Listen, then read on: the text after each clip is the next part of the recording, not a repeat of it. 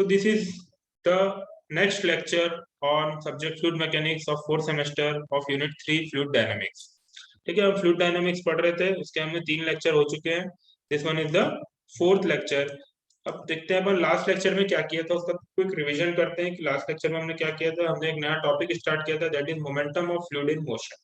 ठीक है, तो इसका सबसे पहले हमने डेफिनेशन देखी थी कि मोमेंटम क्या होता है, प्रिंसिपल ऑफ मोमेंटम क्या होता है, मोमेंटम प्रिंसिपल क्या होता है. तो मोमेंटम प्रिंसिपल बोलता है the rate of change of momentum is proportional to the force and takes place in the direction in which force act. ठीक है, and on the basis of this definition we have derived a very small equation, that is what will be the force. Force क्या हो जाएगा, d by dt of change in momentum. Rate of change of momentum ही force होता है according to this definition. So force will be equal to rate of change of momentum, and momentum is mass into velocity. And when we apply product formula of differentiation, we get this one, and we know that mass will remain conserved. dm जो है उसमें time के साथ किसी प्रकार का कोई changes नहीं आ रहा है, तो dm will become 0 and our formula reduces to f is equal to m into dv by dt. अब ये हो गया dv by dt, तो एक्सेलरेशन होता ही हमने देखा था जब हमने फोर्स क्या हो जाएगा हमारा, मास इनटू एक्सेलरेशन. लेकिन हम यहाँ पे उसको एक्सेलरेशन नहीं लिखेंगे. What we are doing, we are taking this dt to left hand side and multiplied it by force. तो f into dt is equal to m into dv हो गया हमारा. f into dt को आप लोगों को पता है इंपल्स बोलते हैं, और m into dv क्या है, change in momentum. mass will remain constant, dv is change in velocity. velocity change होगी तो momentum भी change होगा, because velocity is a vector quantity. अगर उसका magnitude change होता है या फिर उसका direction change होता है तो velocity change होगी. ठीक, तो this is known as impulse momentum equation. ये हमारा आया था impulse momentum equation. उसके बाद हमने impulse momentum equation को डिफाइन किया था कल की क्लास में. ठीक, उसके बाद हमने देखा था कि जब एक पाइप में फ्लूइड फ्लो हो रहा है तो पाइप फ्लूइड में कितना फोर्स लगाएगी और फ्लूइड पाइप में कितना फोर्स लगाएगा बिकॉज ऑफ बेंड. एक बेंड अगर आ गया, पाइप में फ्लूइड फ्लो हो रहा है और अगर हॉरिजॉन्टल बेंड आ गया उसमें, तो क्या होगा. अगेन मैं बता रहा हूँ, ये जो फिगर सब बन रहे हैं ये टॉप व्यू है. ठीक, तो हमने देखा था कि जो बेंड आएगा उसमें फोर्स जो जनरेट होगा, जो बेंड लगाएगा पानी में, उसके दो कंपोनेंट में डिवाइड किया था. तो जो fx कंपोनेंट आया था वो हमारा ये आया था, fx is equal to rho Q v1 minus v2 cos theta plus p1 a1 minus p2 a2 cos theta. cos theta क्या है, एंगल ऑफ बेंड, कितना बेंड आया है वो है थीटा. ठीक, सिमिलरली fy हमने डिराइव किया था, fy क्या आया था, rho Q minus p2 sin theta minus p2 a2 sin theta. ये भी हमने देखा था. इससे रिजल्टेंट फोर्स आया था हमारा under root fx square plus fy square, और इस फोर्स का डायरेक्शन आया था tan theta is equal to fy by fx. ठीक है, तो ये 3-4 फॉर्मूले से हम एक न्यूमेरिकल सॉल्व किए थे. fx का फॉर्मूला, fy का formula, resultant formula and theta, tan theta का फॉर्मूला. ठीक, तो एक न्यूमेरिकल कल हमने सॉल्व किया था. आज हम एक और न्यूमेरिकल सॉल्व करेंगे और फिर ये टॉपिक के बाद दूसरा टॉपिक स्टार्ट करेंगे. तो देखिए हमारा नेक्स्ट न्यूमेरिकल क्या है. 250 litre per second of water is flowing in a pipe having diameter 300 mm. ठीक, एक पाइप है जिसमें वाटर फ्लो हो रहा है, जो फ्लूइड है हमारा स्पेसिफाई कर दिया है वाटर फ्लो हो रहा है, और उसका फ्लो रेट कितना है, 250 लीटर पर सेकेंड. ठीक, अगेन हमको 250 लीटर को किसमें कन्वर्ट करना पड़ेगा बताइए, लीटर पर सेकेंड को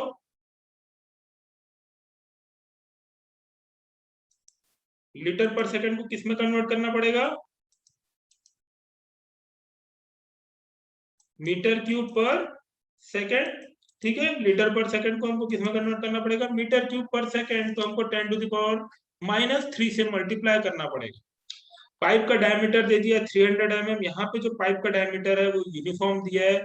लास्ट क्वेश्चन हमने किया था तो उसमें पाइप का डायमीटर कंटिन्यूअसली चेंज हो रहा था, कन्वर्जिंग हो रहा था. यहाँ पे हमने पाइप का डायमीटर 300 mm कांस्टेंट ले लिया. अगेन वहां पे पाइप का बेंड 45 डिग्री था, यहाँ पे जो पाइप का बेंड है वो 135 डिग्री है, मतलब पूरा का पूरा डायरेक्शन चेंज हो रहा है. अब ये पूछ रहा है find the magnitude and direction of the resultant force. Resultant force जो भी होगा उसका मैग्नीट्यूड और डायरेक्शन पूछ रहा है. मतलब उसके लिए हमको क्या निकालना पड़ेगा, पहले fx और fy निकालना पड़ेगा. और प्रेशर दिया है पाइप में सेक्शन 1 में, the pressure of water following is 39.24 Newton पर सेंटीमीटर स्क्वायर, इसको भी हमको पर मीटर स्क्वायर में कन्वर्ट करना पड़ेगा। तो ये हमारा लेआउट है फिगर का। देखिए ये फिगर समझ में आ गया तो सब समझ में आ जाएगा। फ्लूइड इस तरह से आ रहा है और 135 डिग्री से उसका डायरेक्शन चेंज हुआ। तो यहाँ पे जब आ रहा है उसकी वेलोसिटी v1 है, यहाँ से जब निकल रहा है उसकी वेलोसिटी v2 है। यहाँ पे प्रेशर p1 मान रहे हैं और यहाँ पे प्रेशर p2 मान रहे हैं। ठीक, तो अगेन जब हम वन सेक्शन में देखेंगे तो यहाँ पे सिर्फ हॉरिजॉन्टल कंपोनेंट है प्रेशर और वेलोसिटी का, यहाँ पे कोई भी वर्टिकल कंपोनेंट नहीं है। लेकिन जब हम इस पोर्शन में जाएंगे, सेक्शन 2 में जाएंगे, तो यहाँ पे वेलोसिटी के भी दो कंपोनेंट में डिवाइड करना पड़ेगा हमको, हॉरिजॉन्टल और वर्टिकल, और प्रेशर को भी दो कंपोनेंट में डिवाइड करना पड़ेगा, हॉरिजॉन्टल और वर्टिकल। ठीक है, तो देखिए ध्यान से देखिए, ये वेलोसिटी को हमने जब दो कंपोनेंट में डिवाइड किया तो वेलोसिटी इस डायरेक्शन में थी। ठीक, अब इसका एक कॉस कंपोनेंट होगा जो निगेटिव वाई डायरेक्शन में होगा, और एक वाई कंपोनेंट होगा जो पॉजिटिव वाई डायरेक्शन में होगा, एक वर्टिकल कंपोनेंट होगा जो पॉजिटिव वाई डायरेक्शन में होगा, एक हॉरिजॉन्टल कंपोनेंट हो गया जो निगेटिव एक्स डायरेक्शन में। देखिए v2 cos 45 opposite Y direction में। सिमिलरली प्रेशर का डायरेक्शन ये रहेगा क्योंकि pressure is always a compressive force, तो इसके भी दो कंपोनेंट होंगे, एक P2A2 cos 45 जो कि पॉजिटिव एक्स डायरेक्शन में होगा, और P2A2 sin 45 जो कि निगेटिव वाई डायरेक्शन में होगा, डाउनवर्ड डायरेक्शन में। ठीक, तो अगर ये डायरेक्शन आपने एक बार क्लियर कर लिया वेलोसिटी के कंपोनेंट का, प्रेशर के कंपोनेंट का, तो फिर फॉर्मूला बस याद रहा, अपना सब बन जाएगा। तो देखते हैं अपन, गिवन क्या दिया हुआ है, प्रेशर दिया हुआ है पाइप में, P1 और P2 दोनों की वैल्यू दिया है। The pressure of water following is 39.24। तो यहाँ पे क्या बोल दिया, एक ही प्रेशर दिया है, ऐसा नहीं बोला है दैट प्रेशर एट सेक्शन 1 और प्रेशर एट सेक्शन 2। तो हर जगह प्रेशर हम क्या ले लेंगे, 39.24 न्यूटन पर सेंटीमीटर स्क्वायर। ओके, और इसको हमको न्यूटन पर मीटर स्क्वायर में कन्वर्ट करना। डायमीटर, दोनों डायमीटर सेम है, 300 mm 300 mm, तो उसको हमने मीटर में कन्वर्ट कर लिया, 0.3 मीटर।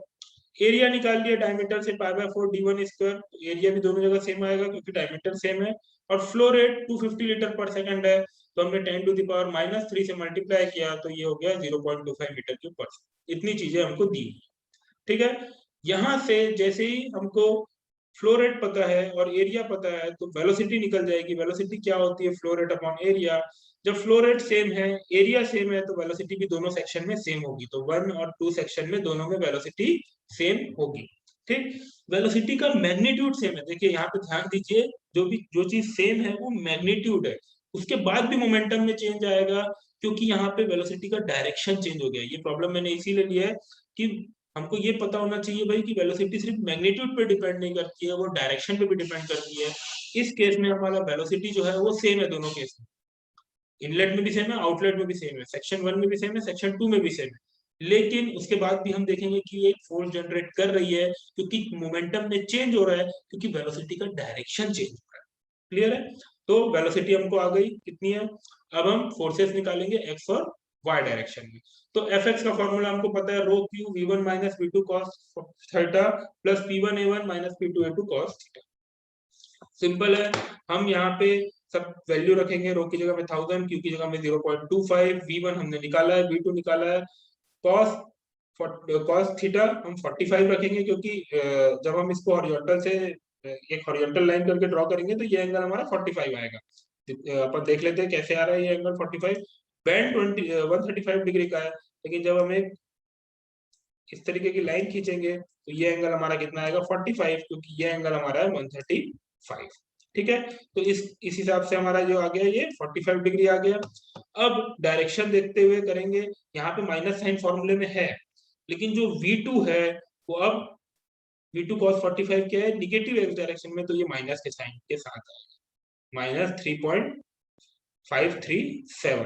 तो यहाँ पे हमने माइनस रखा, ये हमको ध्यान रखना है।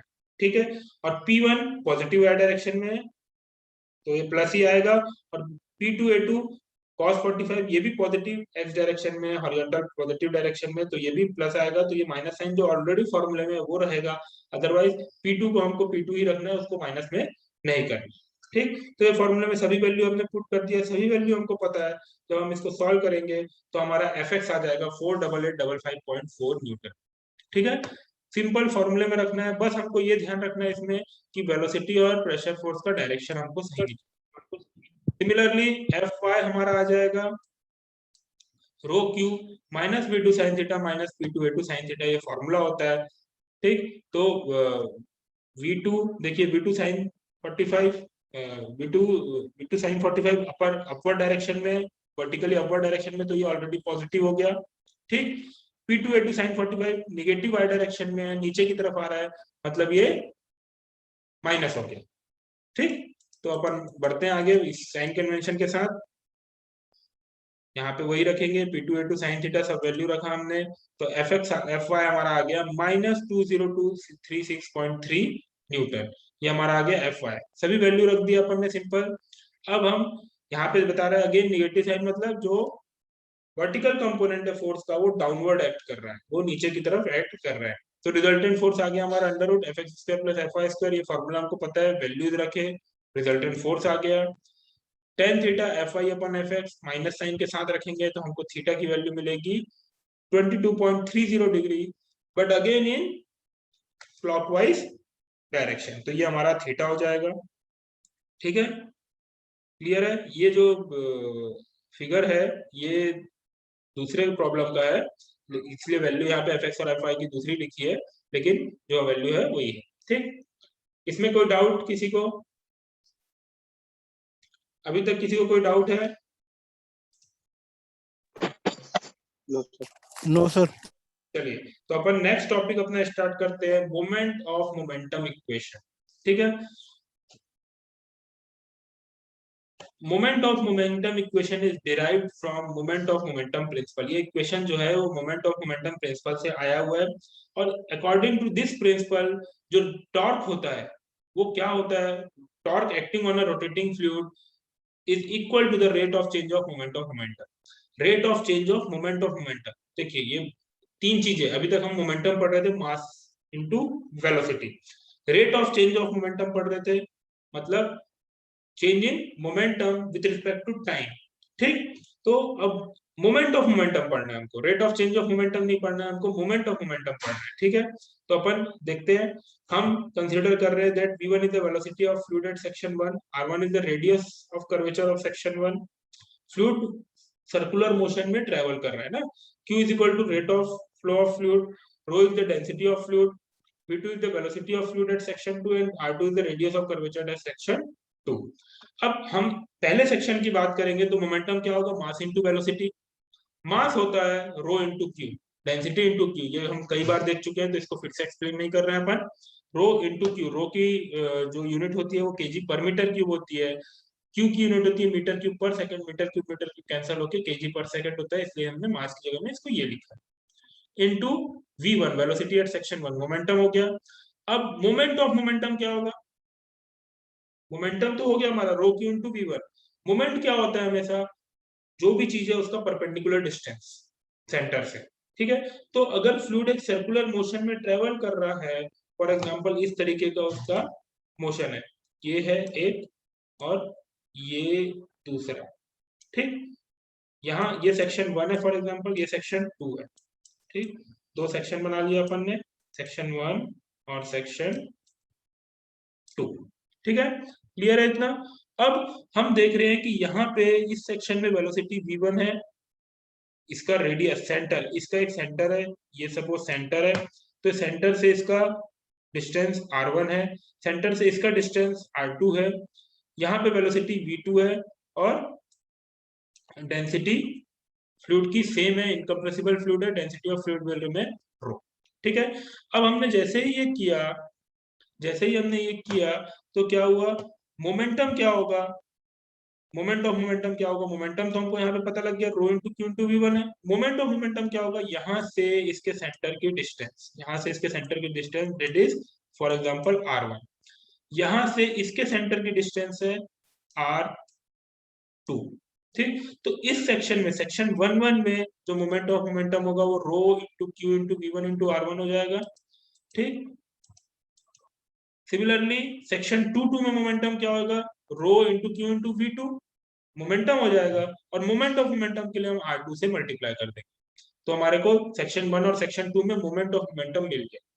अब according to this definition, rate of change of moment of momentum किसके बराबर होता है, टॉर्क के बराबर होता है। तो rate of change of momentum will be given by, इसमें चेंज इन मोमेंटम कितना हो रहा है, rho Q v2 r2 minus rho Q v1 r1।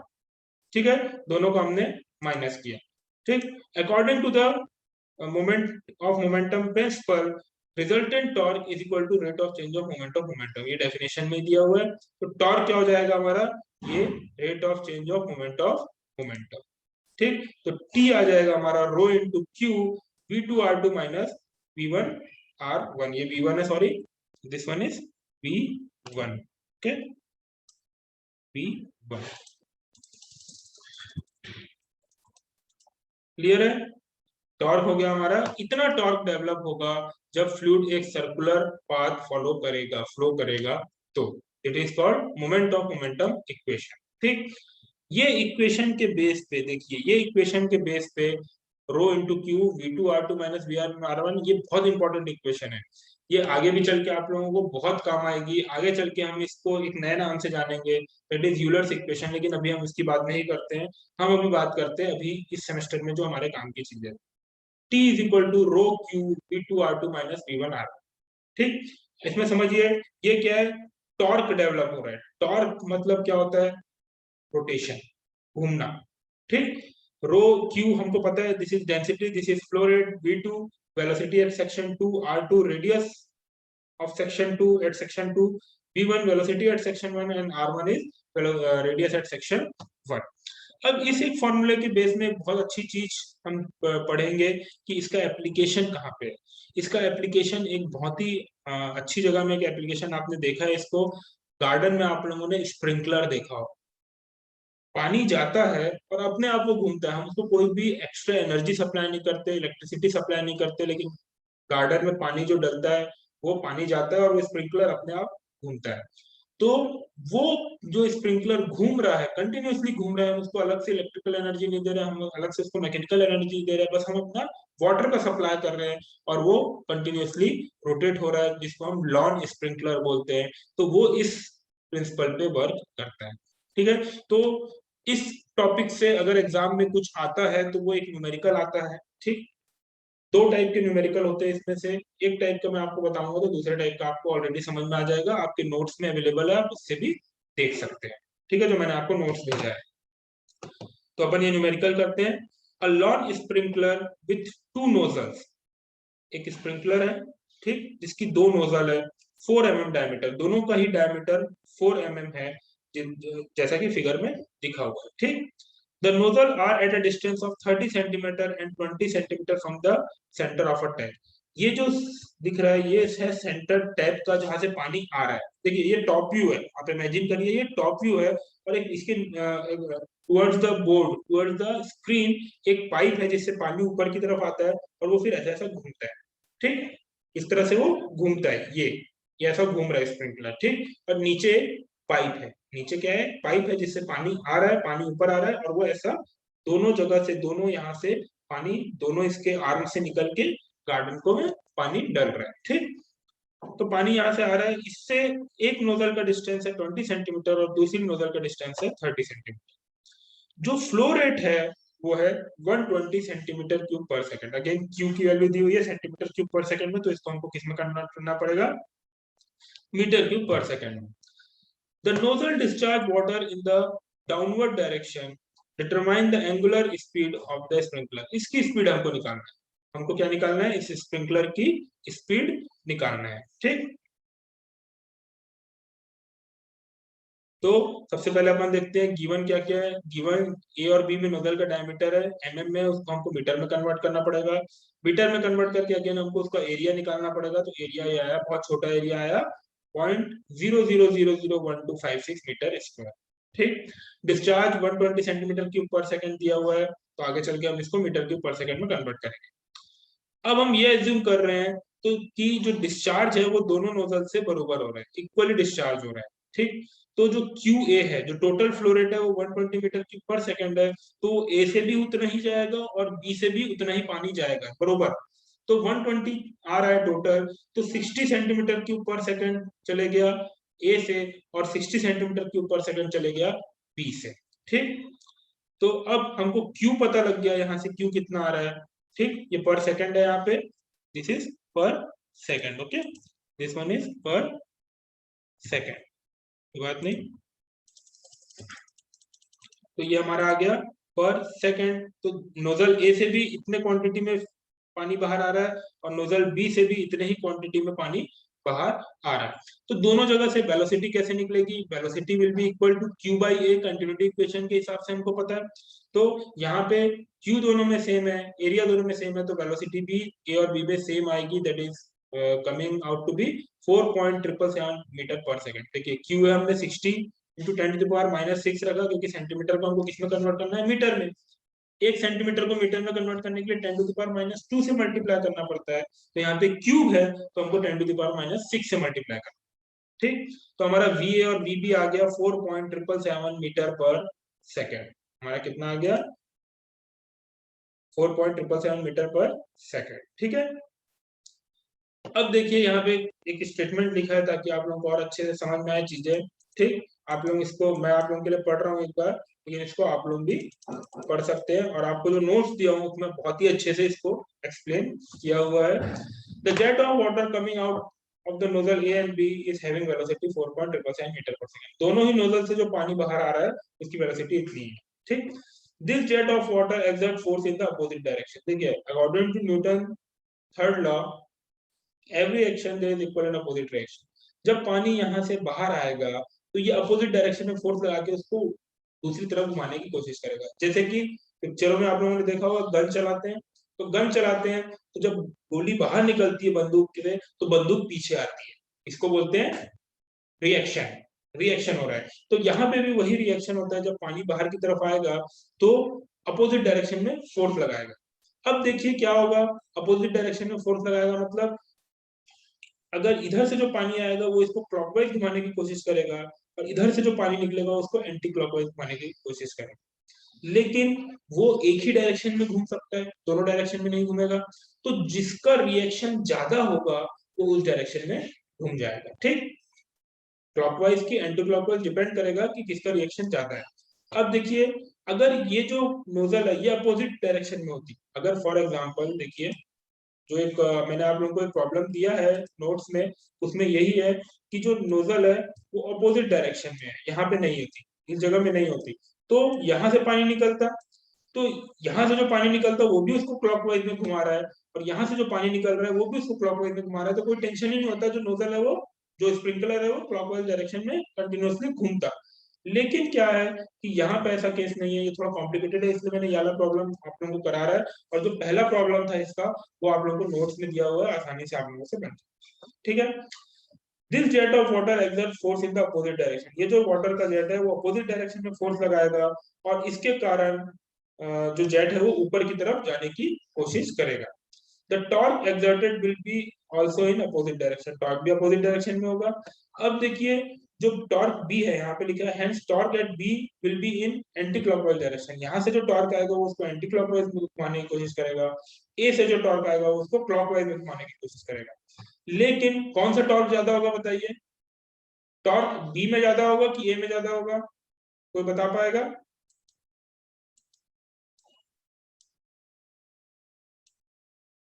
कोई बता पाएगा? टॉर्क कोई में हाँ या ज्यादा नहीं होगा तो सर। बोल दो। हाँ सुशांत, सुमन। यस सर, टॉर्क एक ज्यादा होगा क्योंकि टॉर्क बी में से हम लोग क्या फ्लो ऑफ एंड कर रहे हैं, तो सर जब तक टॉर्क ज्यादा नहीं होगा तो ऑफ फोर्स कम आएगी सर। नहीं, देखिए टॉर्क बी ज्यादा होगा, इसका कारण क्यों है कि टॉर्क क्या होता है?